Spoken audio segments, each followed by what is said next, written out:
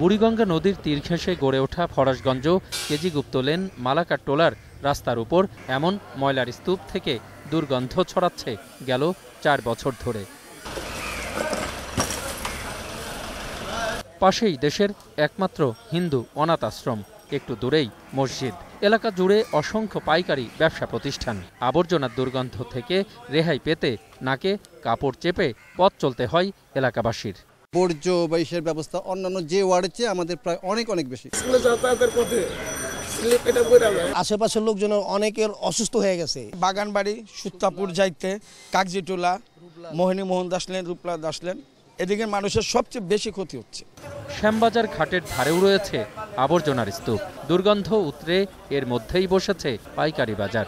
আদা, পেঁয়াজ বা এই ধরনের কৃষি পণ্যের যে ওয়েস্টেজ বর্জ্যগুলো, সে বর্জ্যগুলো এবং বাসাবাড়ির যখন খাবার একত্রিত হয়ে এটা একটা ডাম্পের ভিতর পড়তেছে, যার কারণে এটা থেকে একটা দুর্গন্ধ হয়ে আসতেছে। বাচ্চা কাচ্চা নিয়ে স্কুলে যেতে পারি না, বাসায় খাওয়া দাওয়া করতে পারি না, বাচ্চা কাচ্চা অসুস্থ হয়ে পড়ছে।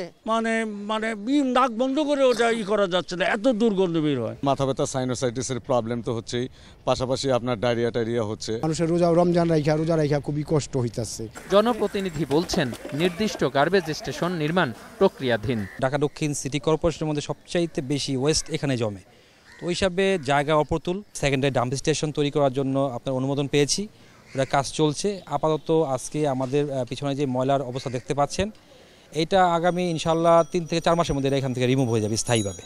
Ruplal house, public library, beauty boarding সহ আদি ও ঐতিহাসিক অনেক স্থাপনায় চলতে ফিরতে প্রতিনিয়তই দুর্গন্ধ সইতে হচ্ছে পথচারীদের। ফরাসগঞ্জ, লালকুঠি সহ আশপাশের বিভিন্ন এলাকায় রাস্তার উপর এরকম ময়লা গাদা করে রাখায় এলাকাবাসীর কষ্টের শেষ নেই। প্রিয় দর্শক, আপনার চারপাশে নানা সমস্যা আর ভোগান্তি চিত্র তুলে ধরবে 21শে টেলিভিশন। এসব তথ্য জানাতে ফোন করুন, এই নম্বরে পৌঁছে যাব। আমি অখিল পোদ্দার, আর 21শে টেলিভিশনের ক্যামেরা আপনাদের দুর্ভোগ দুর্দশায় সবসময় পাশে আছে 21শে টেলিভিশন।